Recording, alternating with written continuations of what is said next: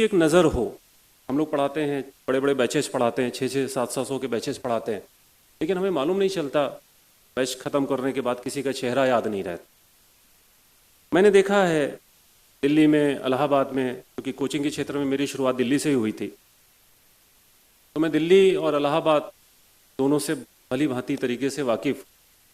मैं देखता हूँ, अभी मैं ये भी कह रहा था कि वो पीठ पे बैग लटकाने की जो परंपरा चल गई, आप कोचिंग के ब्रांड एम्बेसडर बन के सड़कों पे दिखाई पड़ते हैं, दिल्ली में भी और इलाहाबाद में, हजारों की संख्या में।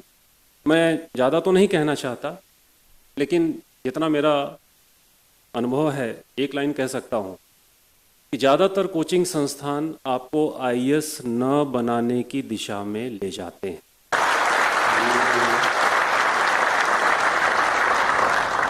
ये बात एक मैं कोचिंग के मन से ही कह रहा हूँ।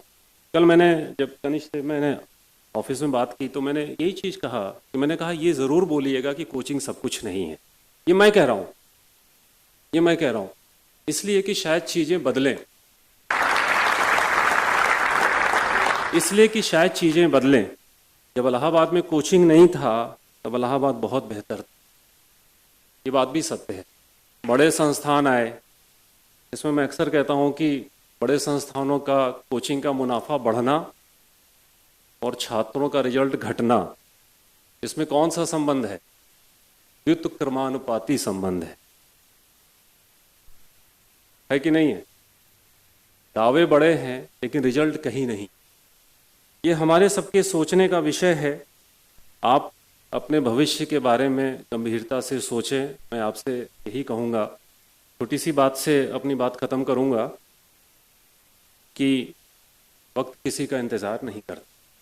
अगर आपने, जिसने वक्त की नब्ज़ को पकड़ लिया तो वो कनिष्क बन जाता है।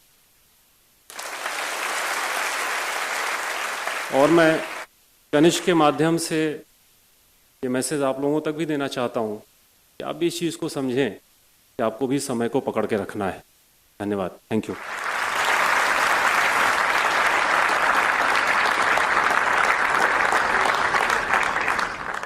इसी कोट के साथ आमंत्रित करूंगा कनिष्क जी को कि वो आएं और आपका बेहतर मार्गदर्शन करें। तो आप तालियों के साथ उनका स्वागत करें। Thank you so much.